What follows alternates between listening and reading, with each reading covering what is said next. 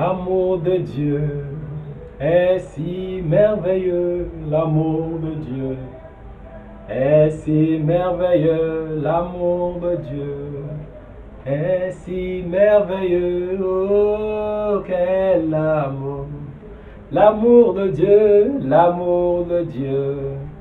est si merveilleux, l'amour de Dieu est si merveilleux, l'amour de Dieu est si merveilleux, oh quel amour. Comment il est si haut, qu'on ne peut le surmonter, il est si bas, qu'on ne peut le rabaisser, il est si large, qu'on ne peut le contourner, oh quel amour. Oh comment il est si haut, qu'on ne peut le surmonter, il est si bas, qu'on ne peut le rabaisser, il est si large, qu'on ne peut le contourner, oh quel amour. Alléluia, bien-aimé, l'amour de Dieu est si grand, il est si haut, il est si profond, il est si large. Je ne peux pas te dire quelles sont les dimensions de cet amour, parce que c'est des dimensions incommensurables. L'amour de Dieu a des dimensions incommensurables. L'amour de Dieu est si grand, il est si profond. C'est pour cela que nous n'arrivons pas à cerner pourquoi Dieu nous aime tant. C'est pour cela que nous n'arrivons pas à comprendre pourquoi est-ce que nous aussi Dieu peut nous aimer. Mais je crois que Dieu a la réponse dans ce message. Gloire à Dieu, nous allons nous incliner dans la prière. Amen. Père, nous voulons juste te dire merci. Viens nous parler ce matin. Inspire-nous à travers ce message. Seigneur, donne-nous de pouvoir bénéficier de cet amour. Apprends-nous, Seigneur, à ne pas limiter ton amour, mais apprends-nous à marcher dans cet amour, à avancer dans cet amour pour la gloire de ton nom. Amen. Bien-aimés dans le Seigneur, shalom, shalom, Dieu vous bénisse. J'espère que ce matin, vous êtes encore au rendez-vous et je glorifie Dieu pour votre vie. Ce matin, nous avons un verset par lequel le Seigneur veut nous exaucer veut nous parler à travers cette exhortation. C'est nous allons lire Romains chapitre 8 à partir du verset 35 qui dit: qui nous séparera de l'amour de Christ? Qui nous séparera de l'amour de Christ? Alléluia. Vous savez, nous avons un problème, nous, les hommes, en général. Nous pensons que nous méritons l'amour de Dieu. Nous pensons que nous méritons que le Seigneur nous aime. Ou bien nous pensons des fois que ce que Dieu nous donne, c'est parce que nous le méritons. Non. Non. Ça, c'est d'abord des fausses pensées, c'est des pensées erronées. Dieu n'a pas besoin. Ça veut dire que tout ce que Dieu nous fait, ce n'est pas parce que Dieu se sent obligé de le faire. Dieu le fait simplement par amour. Il dit: qui nous séparera de l'amour de Christ? Personne. Personne ne peut nous séparer de l'amour de Christ. Lorsque vous lisez dans le verset, il dit quoi? Sera-ce la tribulation, l'angoisse, la persécution, la faim, la nudité, le péril ou l'épée? Alléluia. Rien ne peut nous séparer de l'amour de Dieu. Bien-aimés, même le péché ne nous a pas séparés de l'amour de Dieu. Alléluia. Le péché même ne nous a pas séparés. Pourquoi est-ce que je dis le péché ne nous a pas séparés? C'est parce que Adam et Ève ont commis le péché dans le jardin d'Éden que Dieu a surmonté d'ailleurs son amour. Alléluia. Au départ, dans le plan de Dieu, c'est qu'ils soient là, qu'ils soient à l'aise parce que Dieu les a aimés. Dieu nous a aimés. Il a aimé l'homme et il l'a créé à son image. Alléluia. Ça veut dire que notre Dieu, c'est un Dieu qui s'aime d'abord. C'est un Dieu qui dit: non, c'est bon que je sois Dieu. Il s'aime, il est souverain en fait. Et il a voulu en fait avoir des représentants, des gens comme lui. Et c'est pour cela qu'il nous a créés. Ce n'est pas parce que nous étions indispensables à Dieu. Non, je suis désolé. Alors la première des choses que nous devons effacer de notre mentalité, de notre esprit, de notre système de pensée, c'est de croire que nous pouvons faire quelque chose pour plaire à Dieu. Rien. Alléluia. Nous ne pouvons rien faire qui amène Dieu à nous aimer. Je suis désolé. Alléluia. Nous ne pouvons rien faire parce que nous ne méritons rien. Nous ne travaillons pas avec Dieu, nous n'avançons pas, nous ne marchons pas avec Dieu sur la base du mérite. C'est pour cela que nous devons apprendre, nous devons comprendre que tout ce qui nous arrive, la Bible dit quoi? Car à toute chose concourt au bien de ceux qui aiment Dieu. Oui. Au bien de ceux qui aiment Dieu. Alléluia. Toute chose concourt au bien de ceux qui aiment Dieu. Dieu nous a aimés. En retour, nous devons aussi l'aimer. Pourquoi? Parce qu'il nous a créés à son image. S'il est amour, c'est que l'amour est en nous. Ce n'est pas maintenant que l'amour va venir en nous. Non, l'amour est en nous. Et nous sommes appelés à manifester cet amour. Parce qu'en nous créant, Dieu a mis les attributs de lui en nous. Il a mis ses attributs en nous. Et le premier attribut de Dieu n'est pas la source de l'amour. Lui-même, c'est l'amour. Alléluia. Dieu est amour.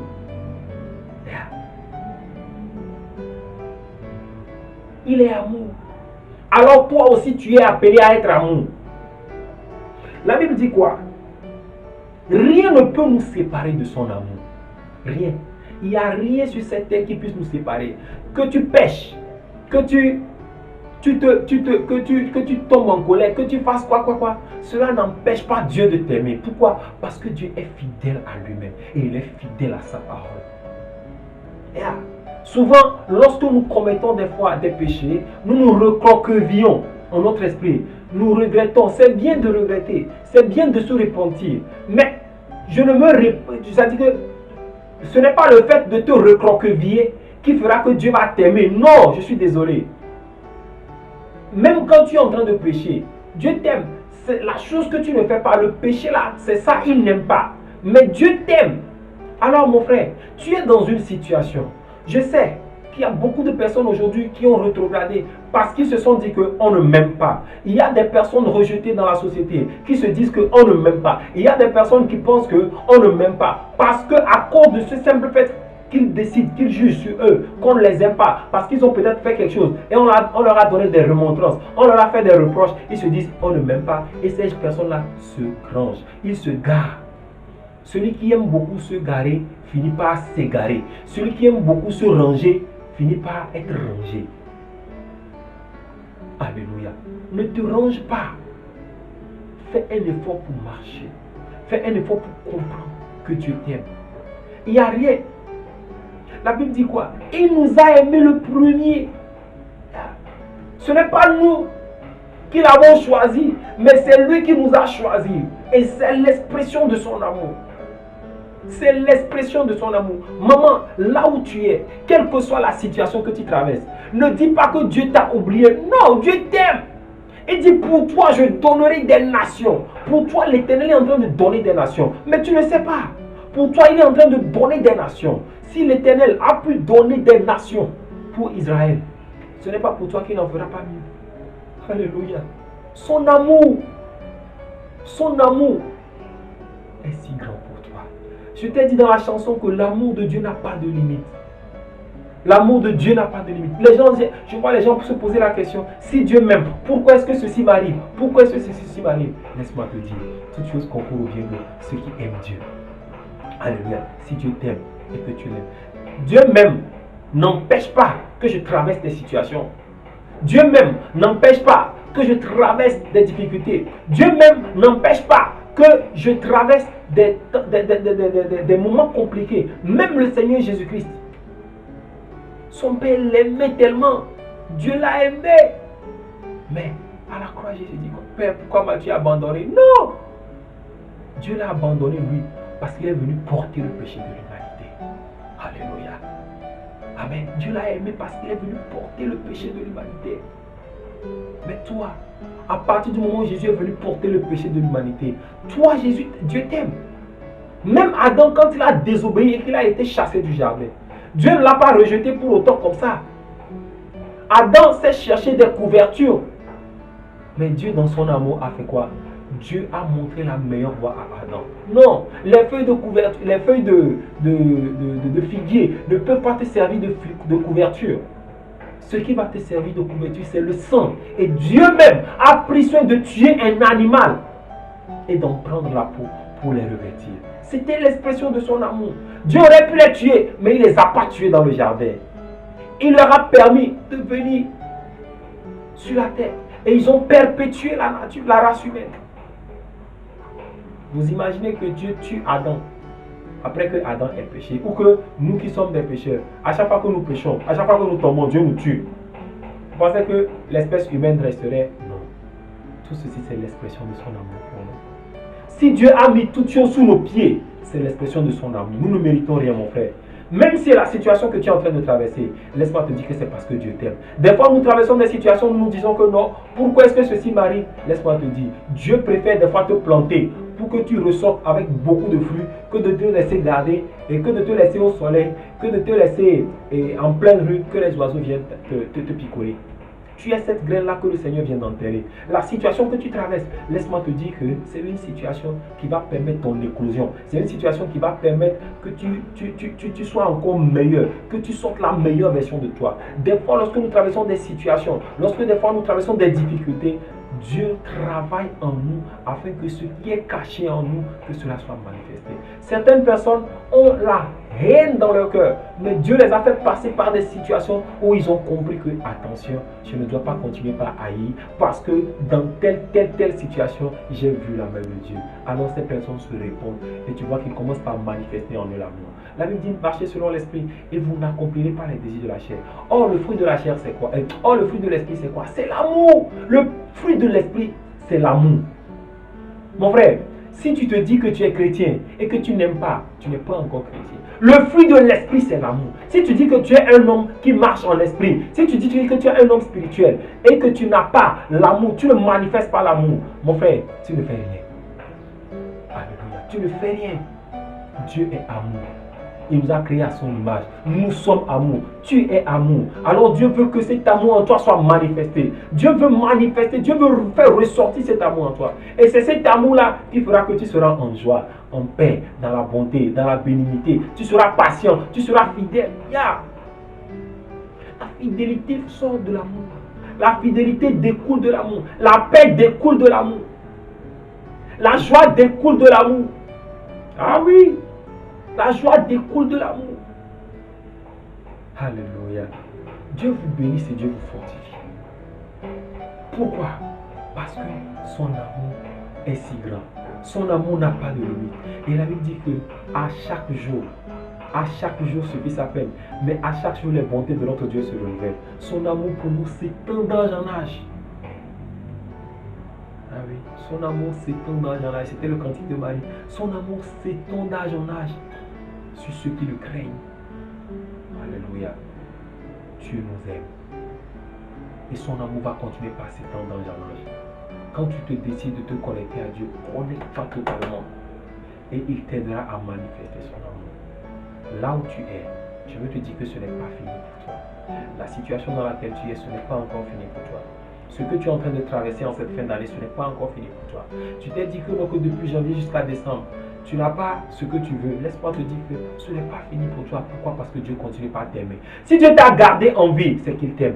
Si Dieu a permis qu'au sortir de cet accident, que tu ne meurs pas, c'est qu'il t'aime. Si Dieu a permis qu'en faisant cet accident, que tes os ne soient pas broyés, mais que tu sois intact, c'est que Dieu t'aime. Si Dieu a permis que les gens là qui te persécutent, mais que tu ne tombes pas dans le piège, c'est que Dieu t'aime. Il dit quoi? Rien ne peut nous séparer de son amour. Ce n'est pas parce que tu es passé par le péril que Dieu ne t'aime pas. Ce n'est pas parce que tu traverses un moment de famine que Dieu ne t'aime pas. Ce n'est pas parce que la persécution est à ta porte que Dieu ne t'aime pas. Ce n'est pas parce que le péril, l'épée est à ta porte. Ce n'est pas parce que la multitude des ennemis autour de toi sont en train de rôder que Dieu ne t'aime pas. Je veux juste te dire que si jusqu'alors toutes ces choses se passent et que toi tu vives, c'est que Dieu t'aime. Si toi tu es encore en vie, c'est que Dieu t'aime. Et même des fois, pour mieux exprimer notre amour pour nous, Dieu nous sort de ces personnes-là et il nous ramène à lui.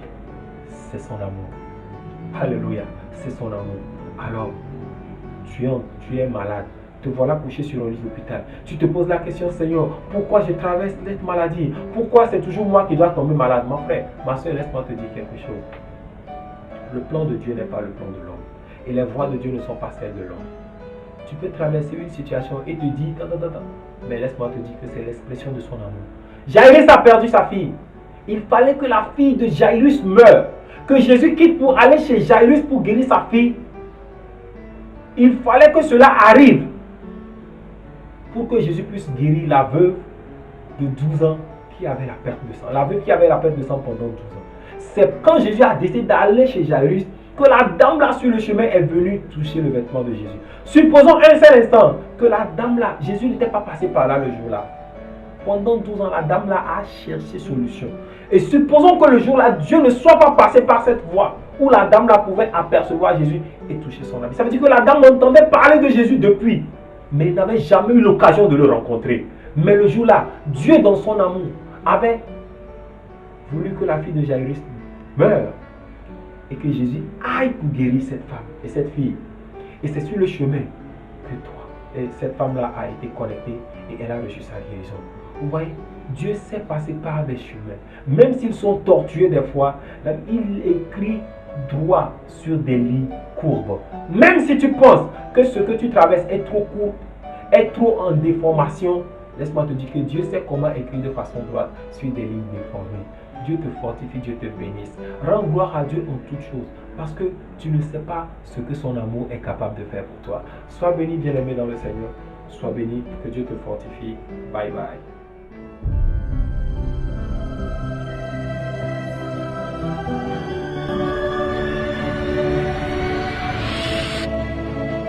Christ Chez vous TV. When Jesus follows you everywhere.